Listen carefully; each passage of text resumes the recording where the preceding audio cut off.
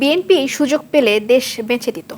প্রধানমন্ত্রী শেখ হাসিনা দেশের স্বার্থ বিরোধী কোনো কিছু করবেন না, এমন মন্তব্য করে গোপালগঞ্জ ২ আসনের সংসদ সদস্য শেখ ফজলুল করিম সেলিম বলেন, আলাপ আলোচনার মাধ্যমেই তিস্তা সমাধান করবেন প্রধানমন্ত্রী। জাতীয় সংসদে দেশ বিরোধী ষড়যন্ত্রকারীদের কঠোরভাবে দমন করার কথাও বলেন শেখ সেলিম।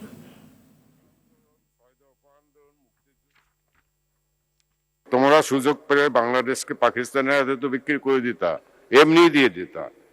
আওয়ামী লীগ কোনোদিন দেশ বিক্রি রাজনীতি করে না।